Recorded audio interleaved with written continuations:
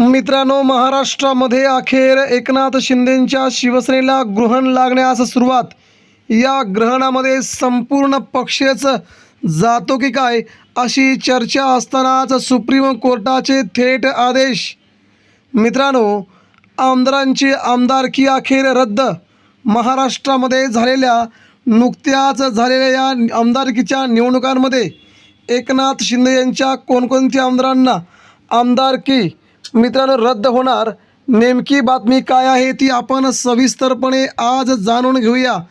महाराष्ट्राचं राजकारण मित्रांनो आता वेगळ्या वळणावरती जात आहे, कारण की काल झालेली सुनावणी, सुप्रीम कोर्टातील सुनावणी, त्या सुनावणीच्या दरम्यान उद्धव ठाकरेंना मिळाला दिलासा आणि आता 4 ऑगस्टला त्याच सुनावणीवरती होणारी संपूर्ण महत्त्वाची सुनावणी.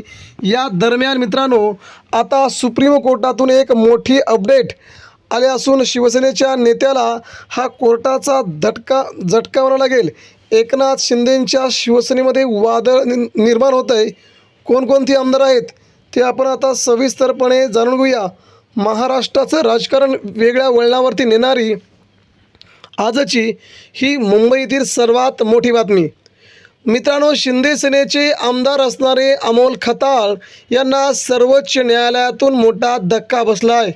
असे अजून कोणकोणते आमदार आहेत त्यांची आपण यादी पाहूया. निवडणूक शपथपत्रातील कथित कर आणि भागीदारीची माहिती लपवल्याप्रकरणी दाखल याचिकेवरील त्यांच्यात संपूर्ण याचिका फेटाळल्या आहेत आणि थेट सुप्रीम कोर्टाने नेमके आदेश काय दिलेत ते देखील आपण जाणून घेऊया.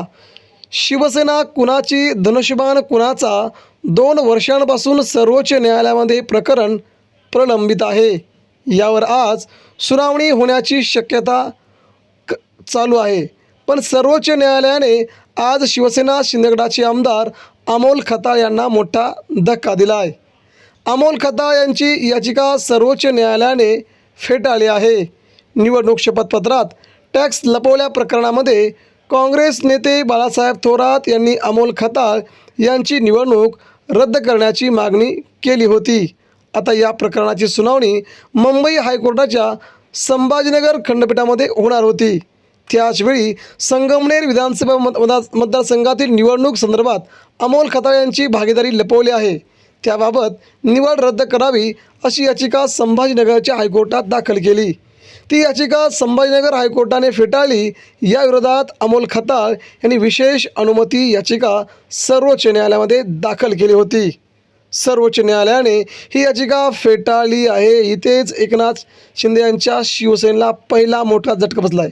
यापुढे मुंबई हायकोर्टाच्या संभाजीनगर खंडपीठामध्ये या प्रकरणामध्ये सुनावणी होणार असं सांगितलं असतानाच आता मात्र शिंदे सेनेला पहिला मोठा झटका बसला आहे. कराची रक्कम अत्यंत क्षुल्लक आहे, त्यामुळे निवडणूक रद्द करू नये अशी मागणी खताळ यांच्या वतीनं न्यायालयात करण्यात आली होती. मात्र कोर्टाने सांगितले की 1 रुपया जरी असेल तर नियमानुसार कारवाई करावी लागेल. निवडणूक याचिका जिंकण्यासाठी आम्ही प्रयत्न करू. यानंतर खताळ यांची निवडणूक रद्द होईल. 6 महिन्यात यावर निकाल येईल असे अमित कारंडे म्हणाले. खताळ यांची नीलकमल भागीदारी संस्था आहे. त्याचा प्रोफेशनल टॅक्स भरला नव्हता. 54,000ची थकबाकी आहे. ही माहिती त्यांनी लपवली. प्रत्येकाला प्रोफेशनल टॅक्स भरणे बंधनकारक आहे, पण त्यांची माहिती लपवली होती असे कारंडे यांनी सांगितलं आहे. यामुळे अमोल खताळ यांनी निवडणूक अर्जासोबत दिलेल्या शपथपत्रामध्ये सरकारी कराची देणी तसेच नीलकमल भागीदारी संस्थेचा भागीदार असल्याचा लपवण्याचा आरोप त्यांच्यावर केला आहे. आणि आता सर्वोच्च न्यायालयाने म्हटलं आहे की जरी तुमचा 1 रुपया जरी असला तरी तुम्ही देशाची माफी मागावी किंवा तुम्ही देशाबद्दल चूक केली आहे, माहिती लपवली आहे, तेव्हा तुमच्यावरती कारवाई होणारच. तेव्हा निवडणूक आयोगाकडून आणि सर्वोच्च न्यायालयाकडून ही सगळ्यात मोठी अपडेट येत आहे. यावेळी अमोल खताळ यांची निवड रद्द करून त्यांना निवडून आल्याचे घोषित करावे अशी निवडणूक याचिका उच्च न्यायालयात दाखल केली होती. त्याविरोधात अमोल खताळ यांनी निवडणूक याचिका दाखल करण्यास दाव्यास कोणतेही कारण नाही. या मुद्द्यावर निवडणूक रद्दबातल करावी असा उच्च न्यायालयात केलेला तो अर्ज उच्च न्यायालयाने फेटाळला आणि आता सर्वोच्च न्यायालयात मित्रांनो आता मात्र त्यांच्या संपूर्ण पक्षाला मोठा धक्का बसतोय. अमोल खताळ यांची लवकरच आमदारकी रद्द होऊन ते अपात्र होतील आणि पुन्हा पोटनिवडणूक होईल. त्यानंतर दुसरा आमदार म्हणजे मित्रांनो अब्दुल सत्तार याने देखील एकनाथ शिंदेंच्या शिवसेनेची साथ सोडण्याचं जाहीर केलं आहे. त्यांनी प्रसारमाध्यमांवर म्हटलं आहे की मी एकनाथ शिंदेंच्या शिवसेनेच्या सगळ्या पदांचा थेट राजीनामा देतो आहे. मित्रांनो, ह्या सगळ्या बातम्या मात्र राज्याच्या राजकारणामध्ये नवीन युटर्न घेत आहेत आणि ठाकरे पुन्हा कमबॅक करतायत.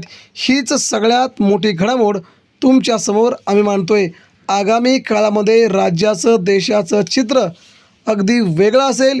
हीच दिल्लीतून आणि मुंबईतून आलेली सगळ्यात मोठी अपडेट आहे.